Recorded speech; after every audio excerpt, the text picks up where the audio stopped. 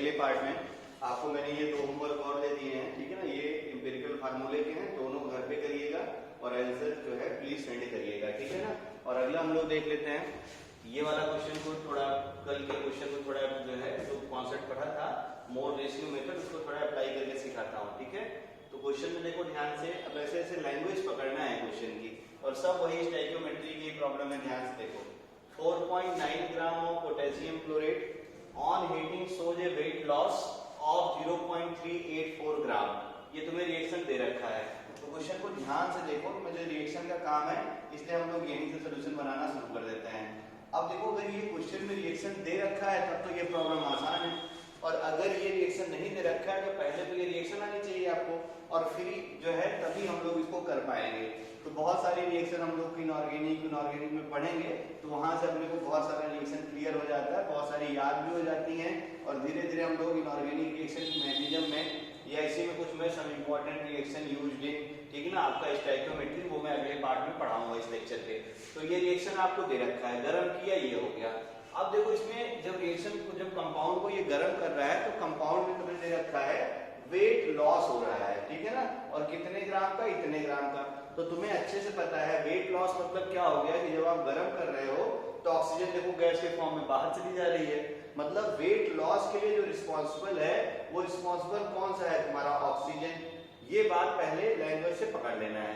अब इसके बाद हम लोग जरा मोल कॉन्सेप्ट लगाते हैं। फिर अब कह रहा है कि भाई ओरिजिनल KClO3 के पास परसेंटेज कितना था इस ओरिजिनल सैंपल में, ठीक है ना।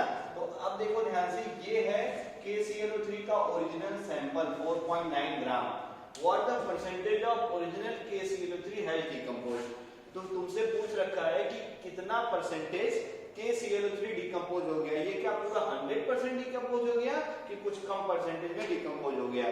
तो हम लोग ये निकाल लें एक्चुअली में कि जो वेट लॉस ऑक्सीजन हो रहा है उसके लिए कितना KClO3 चाहिए, और अगर वो इतना ही आएगा तब तो 100% लॉस हो गया, और अगर इससे कम आएगा तो परसेंटेज निकाल लेंगे। फिर समझ में क्या होगा, इतने ऑक्सीजन के लिए कितना आपका KClO3 यूज हो गया ये पता चल जाए, और अगर वो 4.9 होगा तो 100% यूज हो जाएगा, अदरवाइज हम लोग परसेंटेज निकाल लेते हैं। तो मतलब हमें KClO3 रिक्वायर्ड निकालना है, कितना ऑक्सीजन को जो है इतना अमाउंट जो है डिस्प्लेस कराने के लिए कितना KClO3 की रिक्वायरमेंट है।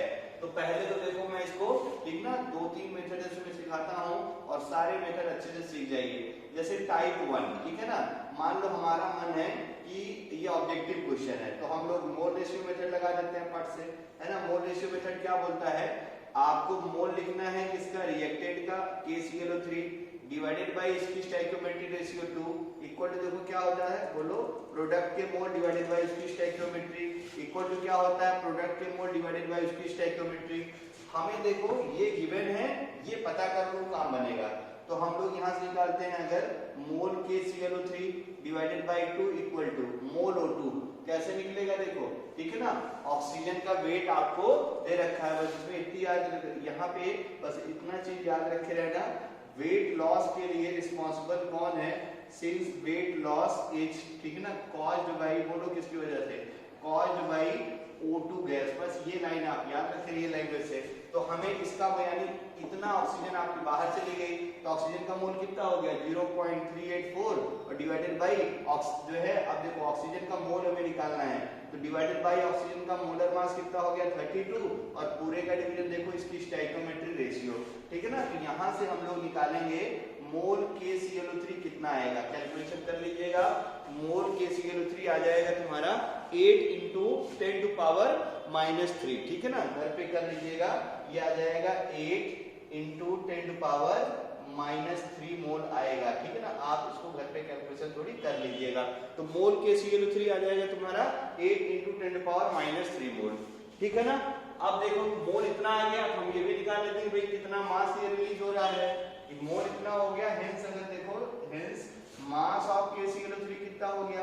तो अब देखो मोल का फार्मूला तुम्हें अच्छे से पता है, मोल का फार्मूला याद करो। तो मोल का फार्मूला क्या होता है, गिवन वेट, और गिवन वेट किसमें, ग्राम में, डिवाइडेड बाय क्या होता है, ग्राम मॉलिक्यूलर मास, ठीक है ना, क्योंकि मॉलिक्यूल है। तो ये वाली वैल्यू पता करनी है, ये अपने को पता है, तो ये वाली वैल्यू भी पता है।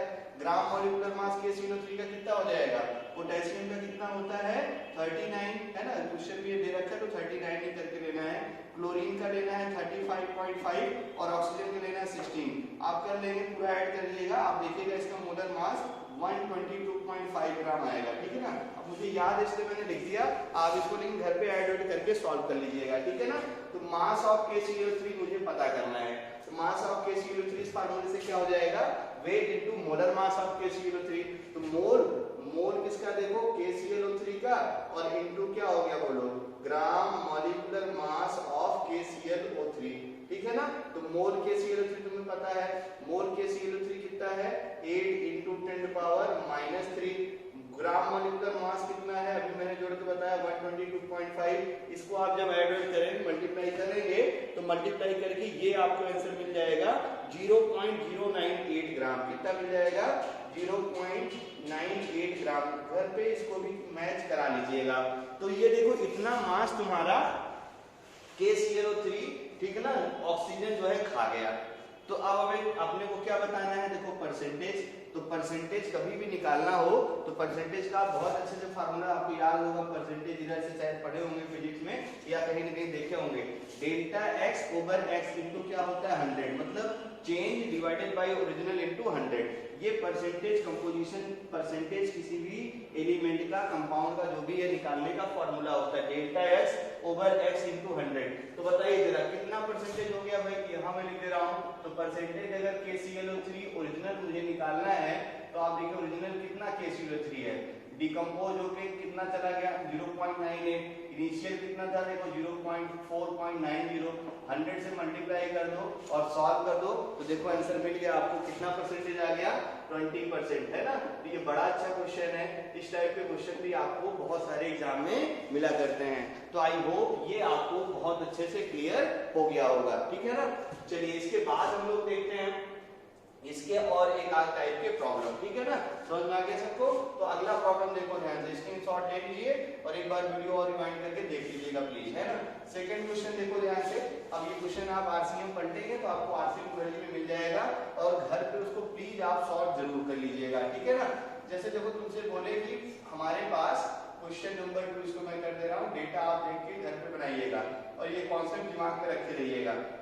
जैसे आपको बोलेगा कि हमारे पास x ग्राम मिक्सचर है, कुछ भी हमारे पास x ग्राम मिक्सचर है और मिक्सचर में मान लो मैंने ले लिया कि कैल्शियम कार्बोनेट और प्लस क्या है मैग्नीशियम कार्बोनेट है, ऐसे क्वेश्चन को दे देगा।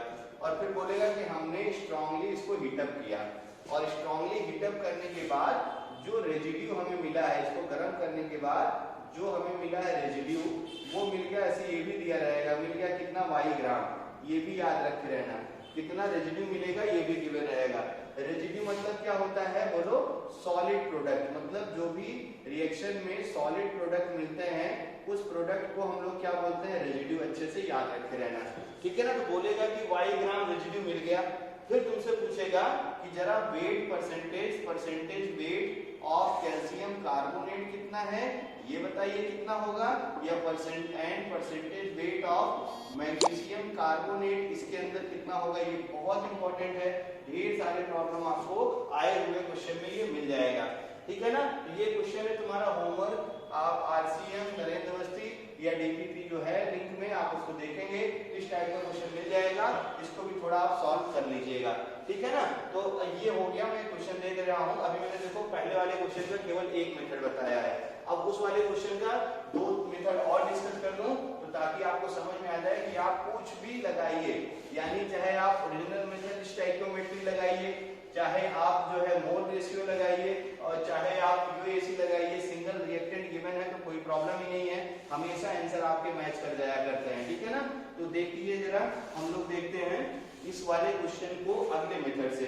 तो टाइप 1 आपको समझ में आ गया होगा, ठीक ना। टाइप 2 हम लोग देखते हैं जरा ध्यान से।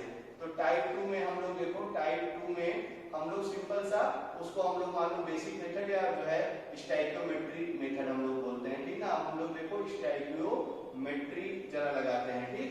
तो रिएक्शन में देखो क्या दे रखा था, 2KClO3 डिकम्पोजेज प्रोड्यूसेस 2KCl और प्लस क्या हो गया 3O2, क्योंकि मैंने बोला था आपको 3 मेथड से सिखाता हूँ, इसलिए मैं इसको दूसरे मेथड से भी समझा रहा हूँ।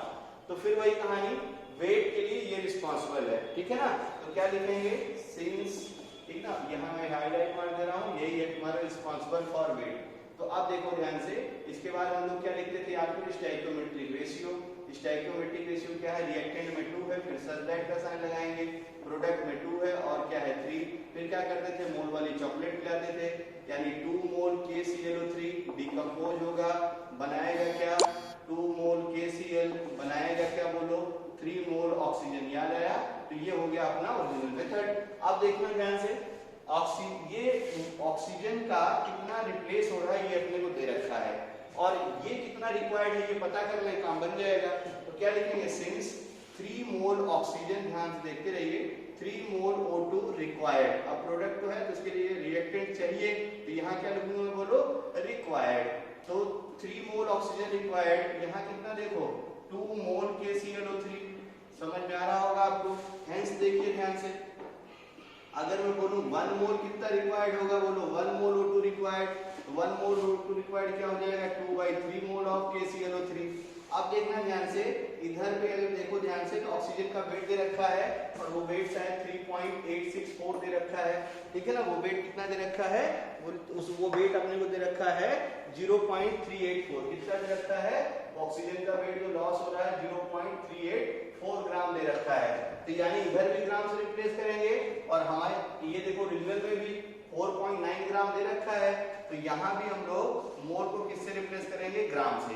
बस काम बन गया अपना, यहाँ भी मोल ग्राम से और यहाँ भी मोल ग्राम से। हेंस 1 मोल ऑक्सीजन का मास कितना 32 ग्राम, हेंस 1 मोल यानी 32 ग्राम ऑक्सीजन रिक्वायर्ड, बोलो 2/3 इंटू KClO3 का कितना आया था 122.5 ग्राम ऑफ KClO3, ठीक ना। फिर इसके बाद देखेंगे, हेंस 1 ग्राम ऑफ O2 कितना रिक्वायर्ड रहेगा 2/3 इंटू क्या हो गया 122.5, और कितना है तुम्हारे पास, ठीक ना। तो ये हो गया तुम्हारा, ठीक है ना, डिवाइडेड बाय कितना हो गया 32, इतना ग्राम ऑफ KClO3, और तुम्हारे पास देखिए ऑक्सीजन कितना है 0.384 ग्राम ऑक्सीजन को कितना रिक्वायर्ड है KClO3, तो 2/3 122.5 डिवाइडेड बाय 32 इंटू 0.384 करके देखिएगा, इसका भी आंसर आप वही पाएंगे 0.98 ग्राम, ठीक है ना। तो ये देखो इतना आपको KClO3 रिक्वायर्ड है, ठीक ना, ऑक्सीजन के इतने मास को रिप्लेस कराने के लिए। और फिर परसेंटेज आप देखिएगा, परसेंटेज आप जानते हैं delta X over X into क्या हो गया 100, तो आप ये भी सॉल्व करेंगे तो कितना आ जाएगा 20%, ठीक है ना। तो ये वाला मेथड भी देखो बहुत अच्छा है, स्कूल एग्जाम में अपने को ऐसे ही करके आना है, ठीक है ना। अब इसका तीसरा मेथड में मैं दिखाता हूँ, देखो ध्यान से, टाइप 3। हमें क्या चाहिए देखो, जो है पोटेशियम क्लोराइड कितना जो है यूज हो रहा है इतने ग्राम ऑक्सीजन को रिप्लेस कराने में, ये देखो बस इतना याद रख लो। तो अब हम लोग लगाते हैं जरा टाइप 3, और टाइप 3 मैंने क्या बताया अब तक तुम्हें टाइप 3 में मैंने बताया था POAC, क्या बताया था, प्रिंसिपल ऑफ एटम कंजर्वेशन। मुझे देखिए क्या चाहिए, इसका मास, और ये अपने को गिवन है, तो इन दोनों में, ठीक है, ये अपने को देखो गिवन है, क्वेश्चन पढ़ के हमने देख लिया ये अपने को गिवन है, और हमें ये वाला मास चाहिए। तो हमें जब ये वाला मास चाहिए तो आपको मैंने क्या बोला था, दोनों में क्या खोजना है, कॉमन एटम, दोनों में क्या खोजना है, कॉमन एटम। तो KClO3 और O2 में कौन सा कॉमन एटम है, ऑक्सीजन कॉमन एटम है, कुछ करना ही नहीं है। तो हम लोग क्या करेंगे, देखो POAC फॉर, ठीक है ना, किसके लिए लगाएंगे हम लोग, POAC फॉर बताओ ऑक्सीजन के लिए। तो ये देखो कहाँ है, मोल KClO3 एटॉमिसिटी ऑक्सीजन की 3 इंटू क्या हो गया एवोगैड्रो नंबर, मोल ऑक्सीजन एटॉमिसिटी ऑक्सीजन की 2 इंटू क्या हो जाएगा एवोगैड्रो नंबर, ठीक है ना। और यहाँ से एवोगैड्रो नंबर ये सब कैंसिल हो गया है। अब देखना इसका वेट मान लो तुम्हारा, ठीक है ना, इसका weight of KClO3 divided bye इसका मोलर मास कितना हो गया 122.5 into 3 इक्वल टू देखो क्या हो जाएगा वेट मोल ऑफ ऑक्सीजन यानी 0.384 ग्राम डिवाइडेड बाय कितना 32 into 2 आप करके देख के सॉल्व करना। तो यहाँ से भी आपको वेट ऑफ पोटेशियम क्लोरेट आप देखेंगे तो 0.98 ग्राम ही आएगा, ठीक है ना। फिर कुछ करना नहीं है, परसेंटेज के लिए यहाँ से लाके रखेंगे और आंसर आ जाएगा। सो आई होप अब और कंफर्टेबल हुए होंगे आप, ठीक ना, स्टोइकियोमेट्री पे, ठीक है ना। तो डरना नहीं है, सिंगल रिएक्टेंट अगर गिवन है तो हम लोग इस टाइप की प्रॉब्लम को सॉल्व कर सकते हैं, कोई दिक्कत नहीं है, ठीक है ना। चलिए एक कॉन्सेप्ट और पढ़ा देता हूँ और थोड़ा सा उसका हिंट दूंगा, बाकी आप इससे रिलेटेड क्वेश्चन जो है सॉल्व करिएगा। अगले लेक्चर में इसका डिस्कशन हम लोग करेंगे, ठीक है ना। खूब अच्छे से देखो, जैसे मान लो मतलब इसका नाम ऐसे मैं बोलूंगा तो इसका नाम है सीरीज रिएक्शन, ठीक है ना। तो मतलब आपको क्या करता है कि वो तुम्हें एक रिएक्टेंट दे देगा और फिर फाइनल प्रोडक्ट पूछेगा। जैसे देखो ये बड़ा अच्छा क्वेश्चन से बनता है एडवांस लेवल में, ठीक ना। तो इसको थोड़ा अच्छे से देखिएगा, ठीक ना। इसका कॉन्सेप्ट आपको अभी मैं थोड़ा सा हिंट कर रहा हूँ, अगले क्लास में न्यूमेरिकल से स्टार्ट करूंगा तो बहुत अच्छे से समझ में आ जाएगा। सीरीज रिएक्शन का तो मीनिंग समझो। जैसे देखो ध्यान से, अपने पास मान लो कोई एक रिएक्टेंट है ना, अपने पास ये मान लो रिएक्टेंट है, ठीक ना। अब क्या बोले कि हमने इस रिएक्टेंट को जब गर्म किया, इस रिएक्टेंट को जब गर्म किया या कुछ भी करके इस रिएक्टेंट से हमने प्रोडक्ट बनाया, ऐसे देखो इस रिएक्टेंट से हमने प्रोडक्ट बनाया 1। फिर हम लोग क्या करते हैं कि इस प्रोडक्ट से फिर से हम लोग कुछ रिएक्शन कराते हैं किसी के साथ में या इसको ही गर्म करते हैं, तो ये मान लो प्रोडक्ट बन गया 2। फिर बोलेगा कि हमने इस प्रोडक्ट 2 से, ठीक है, इसको और कुछ रिएक्शन कराया और हमने मान लो बना लिया प्रोडक्ट 3। अब आप समझ गए होंगे, ऐसे कुछ भी बनते चले जाएं। तो अब देखो मान लो तुम्हें ये वाला रिएक्टेंट दे रहे x ग्राम, ये आपको दे रहे और पूछेगा कि हाउ मेनी ग्राम आपका जो प्रोडक्ट 3 बना है ये कितने ग्राम बना है ये बताइए हमें। तो हमें देखो ये बताना है और ये गिवन है, तो हम लोग क्या करेंगे, पहले इससे ये पता कर लें कितना बना और फिर इससे पता कर लें कि ये कितना बना और फिर इससे पता कर लेंगे कि ये कितना बनेगा। और देखो ये एक ही रिएक्टेंट की प्रोडक्ट हैं तो तुम्हें बहुत अच्छे से पता है एटलीस्ट एक एटम कॉमन जरूर रहेगा। बस में अगर देखो एक रिएक्टेंट है और अगर इसको आप गर्म करते रहेंगे तो एक एटम तो एटलीस्ट कॉमन होगा ही होगा।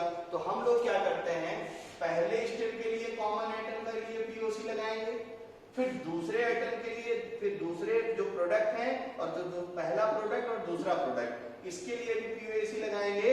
तो जब यहाँ पीओसी लगेगी तो प्रोडक्ट 1 रिएक्टेंट का काम करेगा और प्रोडक्ट 2 प्रोडक्ट का काम करेगा। और जब हम लोग तीसरे स्टेप में पीओसी लगाएंगे तो पीओसी जब तीसरे स्टेप पे लगाएंगे तो प्रोडक्ट 2 रिएक्टेंट का काम करेगा और प्रोडक्ट 3 तुम्हारा प्रोडक्ट का काम करेगा। तो ये बात ध्यान में रखे रहिएगा, क्वेश्चन आप ट्राई करिएगा सीरीज रिएक्शन के, ठीक ना। और अगले क्लास पे इसे एग्जांपल से हम लोग शुरू करेंगे। 2 होमवर्क दिया हूं मैं, ठीक ना, दोनों सॉल्व करिएगा अच्छे से। जो वीडियो पहले से नहीं देखे हैं तो प्लीज पहले के लेक्चर देखने के बाद ही आप वीडियो को कंटिन्यू करिए पेन और नोटबुक के साथ में, तभी आपको चीजें बहुत अच्छे से समझ में आएंगी। Thank you.